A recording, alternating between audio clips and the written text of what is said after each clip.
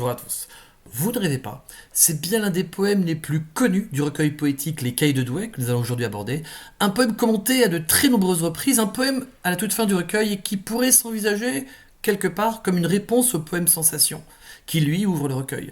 Une réponse qui donnerait à son lecteur la possibilité de lâcher prise pour mieux se couper du mental et mieux faire naître ainsi au contact de la nature ces fameuses hallucinations propres à recolorer le monde engoncé dans ses grisailles et autres médiocrités. Waouh, qu'est-ce que c'est que ce truc là? Ce truc, justement, c'est ce que l'on appelle le génie rimbaldien. Et le génie de Rimbaud, c'est quoi? C'est proposer une autre vision de la poésie. Est-ce que tu aimes la poésie? Est-ce que tu aimes la poésie?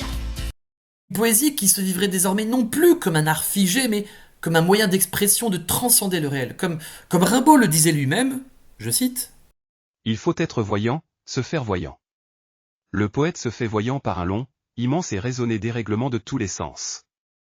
Toutes les formes d'amour, de souffrance, de folie, il cherche lui-même, il épuise en lui tous les poisons, pour n'en garder que les quintessences. Autrement dit, grâce aux mots, le poète ne se contente pas de regarder biologiquement, physiologiquement avec ses yeux, mais aussi avec son cœur et avec ses sens.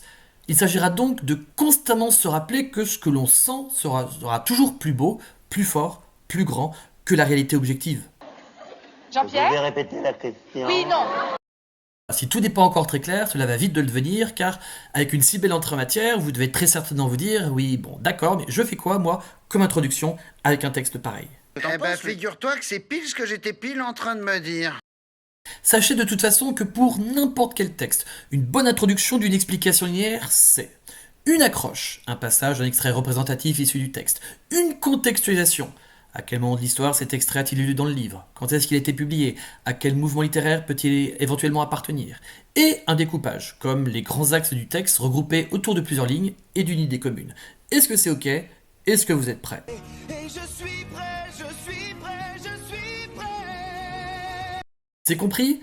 Oui? Alors c'est parti pour une introduction type d'une explication linéaire, en l'occurrence ici le fameux poème Ma Bohème, expliquant la manière dont Rimbaud ressent le monde, ou plutôt les sensations et autres hallucinations qui l'entourent. Pour expliciter mon propos, je vous mettrai un petit bandeau visuel intercalé entre chaque étape à suivre. On y va? Allez, on se lance. On y va, on s'élance, on tente sa chance. J'allais sous le ciel, muse, et j'étais ton féal. C'est en ces termes que Rimbaud évoque la muse pour lui faire savoir qu'il est et restera son fidèle serviteur. Par ces déclarations, on n'en comprendra que mieux le lyrisme affiché du poème, un poème qu'Arthur Rimbaud a écrit en novembre 1870 alors qu'il n'avait que 16 ans. Dernier poème du recueil Cahiers de Douai, et dans un style annonçant le symbolisme, Ma Bohème est un sonnet de forme apparemment traditionnelle où sont décrites les errances du poète, ainsi que sa volonté adolescente de vivre en homme libre, en osmose avec son art et avec la nature. On pourra dès lors se demander en quoi ce poème se distingue de ses autres poèmes d'errance, comme Sensation, en quoi ce texte, au regard de sa notoriété, semble si particulier, ou en quoi encore ce poème donne l'impression d'être le point culminant du travail poétique de Rimbaud, avec son dérèglement sensoriel et ses synesthésies. Le premier axe et premier quatrain pourrait se nommer un texte hybride entre tradition et modernité, grandeur et misère. Le deuxième axe, pour la deuxième strophe, se nommerait, lui, un dérèglement sensoriel.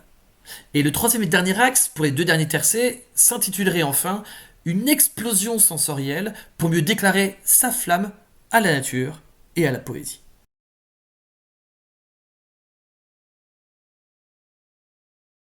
Parfaite sérénité dans l'écoute de cette vidéo, sachez que vous pourrez également cliquer sur le lien en présentation pour obtenir le texte en format Word accompagné de la présente analyse.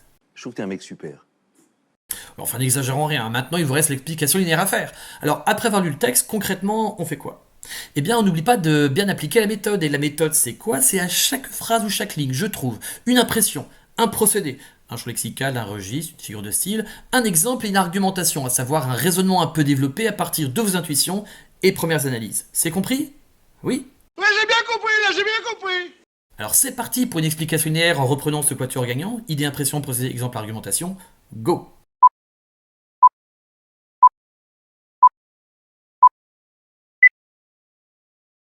L'impression que j'ai dans cette première strophe est d'avoir affaire à un texte hybride entre tradition et modernité, mais aussi entre misère et grandeur. Dans la forme, impossible de ne pas voir dans ce premier quatrain, mais aussi dans tout l'ensemble du poème, un texte traditionnel, puisque nous avons là un sonnet composé de vers réguliers et en rimes embrassées, des vers tout en alexandrin et respectant régulièrement la règle de la césure et l'hémistiche. L'écriture traditionnelle, je l'ai par exemple dès le vers 2. Mon paletot aussi, pause, césure, hémistiche, devenait idéal. Le fond, l'évocation de la nature, du voyage et de l'errance renvoie à tous les poèmes de fugue déjà écrits par Rimbaud, comme Sensation donc, mais aussi à tous ces nombreux autres poèmes écrits avant lui où la nature tient une place importante. On peut néanmoins se demander si cette tradition n'est pas de façade. Pourquoi ? Eh bien, parce que sous cet apparat traditionnel, nous constatons malgré tout que le recours à l'hémistiche n'est pas systématique. J'allais sous le ciel, muse, et j'étais ton féal. Ça ne marche pas. Et que le lyrisme affiché du poème est tellement prononcé, là où il était par exemple quasiment absent dans le Dormeur du Val, qu'il ne peut qu'interpeller le lecteur. Ce lyrisme, je le vois dans les nombreuses occurrences renvoyant au poète, pronom personnel je, M apostrophe, mais aussi déterminant possessif, mon, mais aussi aux assonances en on, ouin, en, on, ou, o, sans oublier la référence explicite à la muse que le poète invoque au vers 3, non sans malice. Pourquoi un tel lyrisme ? Souligne-t-il la dimension testamentaire du texte ? C'est le dernier appartement recueil cahier de Douai. Est-ce une provocation faite aux puristes ? À moins qu'il ne s'agisse de mettre en lumière deux champs lexicaux en apparence antithétiques, celui de la misère et celui de la grandeur. Et en quoi cette antithèse elle aussi ne serait que de façade ? Bien, il me semble effectivement que pour le poète, la vraie grandeur ne repose pas tant sur le luxe et autres richesses extérieures, mais bien sur le dénuement, le relâchement, l'abandon, des postures que seul permettrait la marche et le regard poétique, si cher à Rimbaud. Ce premier grand axe a bien été clair. Oui, pour les prochains axes, je vous laisserai cette fois voir par vous-même les différentes étapes du quatuor, impression, procédé, exemple, argumentation. À force d'entraînement, elles vous apparaîtront tellement facilement qu'elles finiront par devenir des évidences, alors on y retourne, deuxième axe.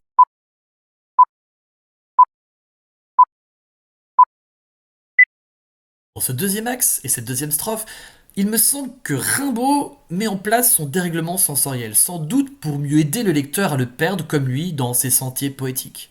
Alors sur quels critères objectifs puis-je affirmer cela ?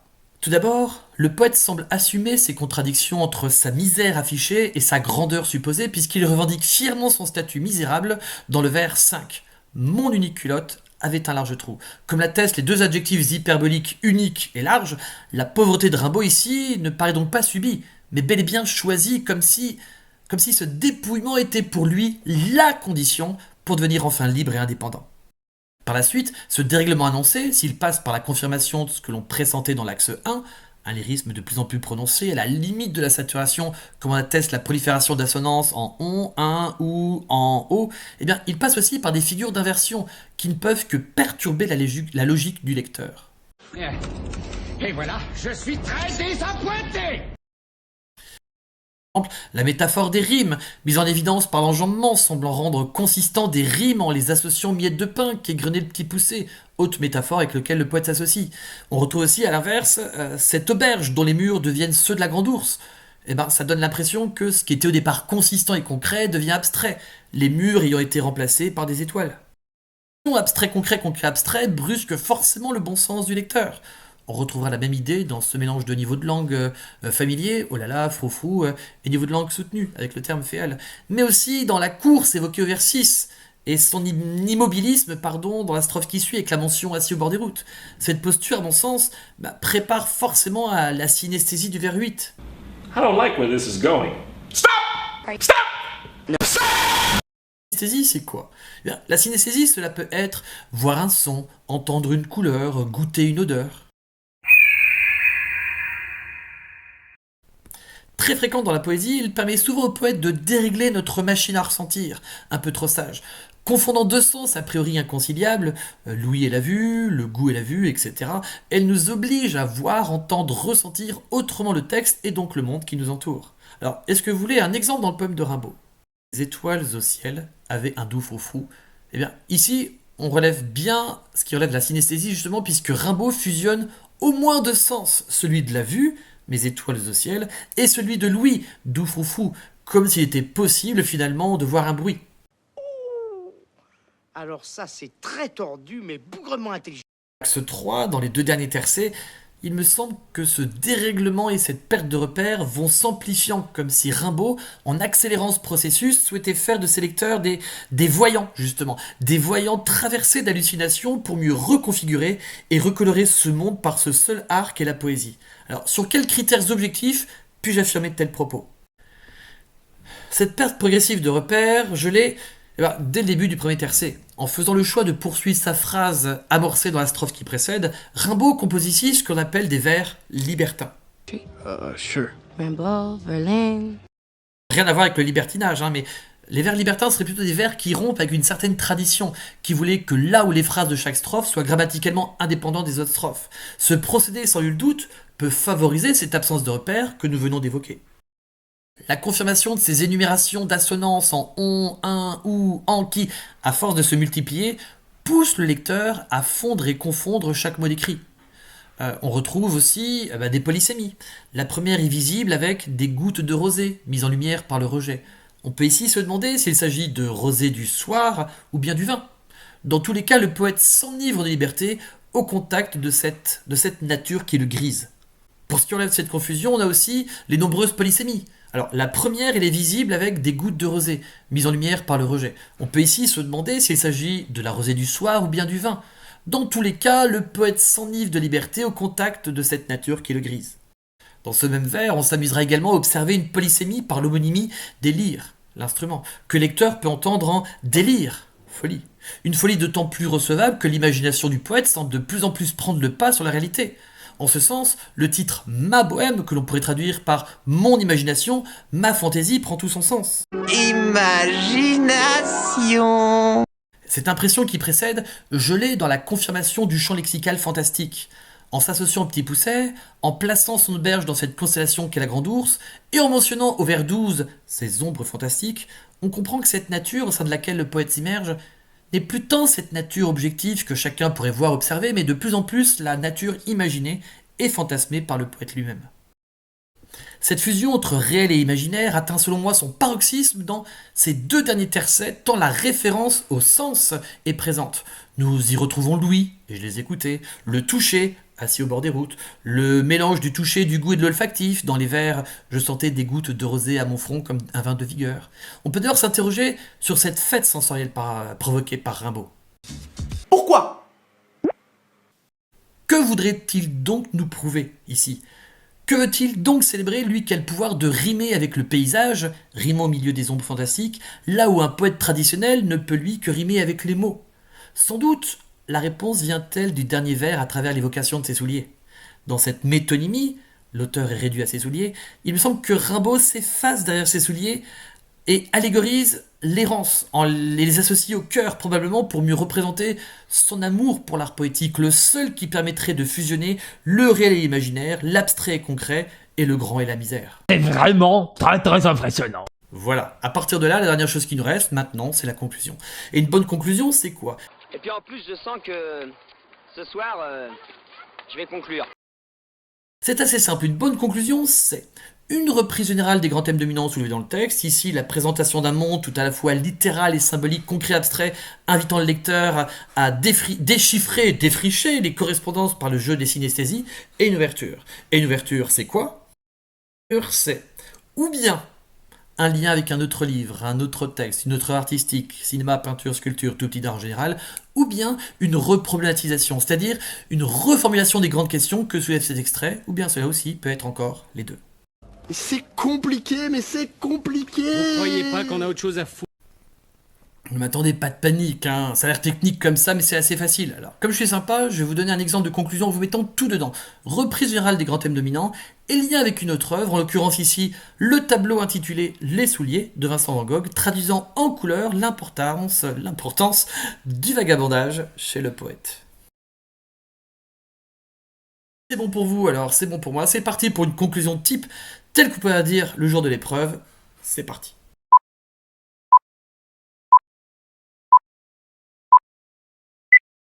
Pour conclure, nous avons donc vu dans cette explication que le poème entre tradition et modernité, misère et grandeur, exaltait avec lyrisme une certaine idée de la poésie. Selon toute évidence, le dénuement et le lâcher-prise, loin d'être pitoyable, serait une condition essentielle pour trouver ou retrouver une certaine liberté.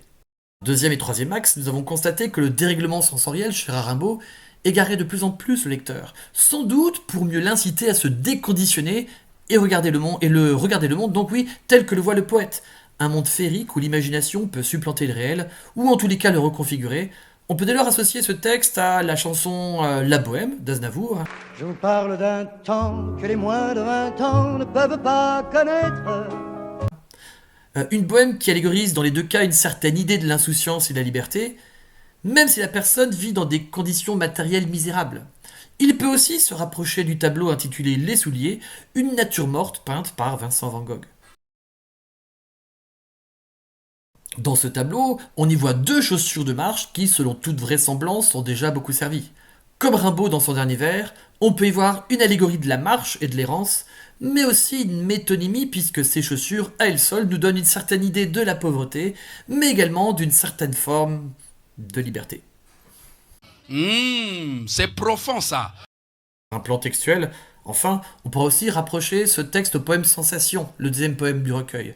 Dans les deux cas, on y observe le poète dans ses fugues et dans son rapport à la nature environnante, sublimé par le dérèglement sensoriel à travers la synesthésie.